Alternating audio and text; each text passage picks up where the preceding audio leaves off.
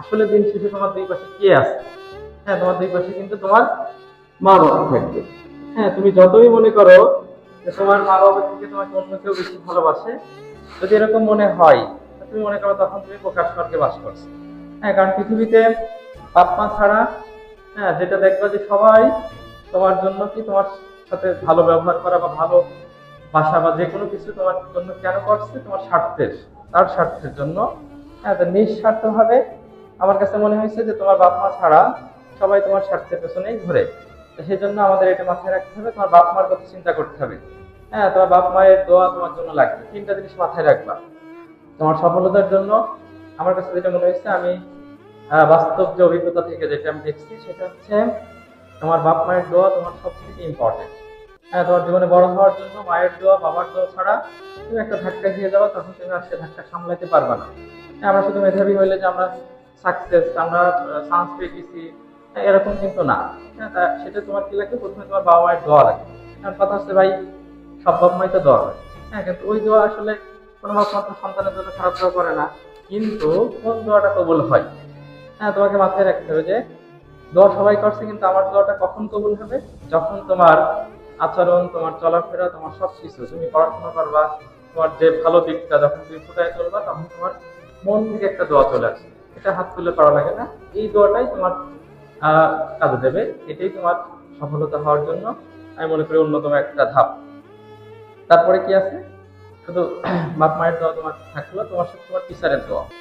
হ্যাঁ, তোমার শিক্ষক যারা, আমরা অনেক সময় কি করি?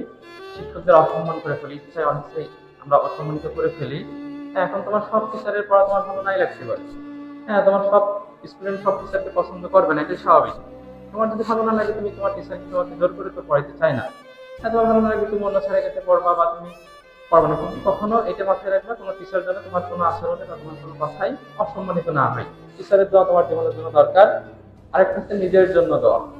হ্যাঁ, তোমরা এখন তোমার জীবনের সব থেকে মেইন বয়সে আসছো, যেটা তোমার ইয়াং বয়স বলে যেটা, সেটা তোমার এই বয়সে আমরা ভালো কাজ করতে হবে কিছু, তোমার নিজের জন্য নিজের দোয়া করতে হবে। তুমি যে ধর্মেরই হও, মুসলিম হলে অবশ্যই নামাজ কালাম করতে হবে।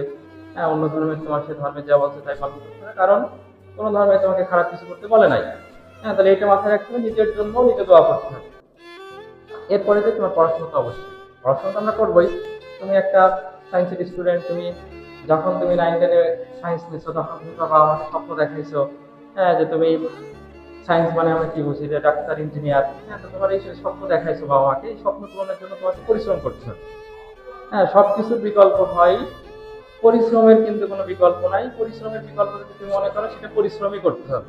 হ্যাঁ, তাই পরিশ্রম করলে তুমি সফল হবা, এবং এই সফলতা তোমাকে আনতে হবে তোমার নিজের কথা চিন্তা না করে, তোমার বাবা মায়ের কথা চিন্তা করতে হবে। কারণ আমাদের বাবা মা আমাদের এত কষ্ট করছে, তুমি এটা ফিল করবা, উপলব্ধি করবা।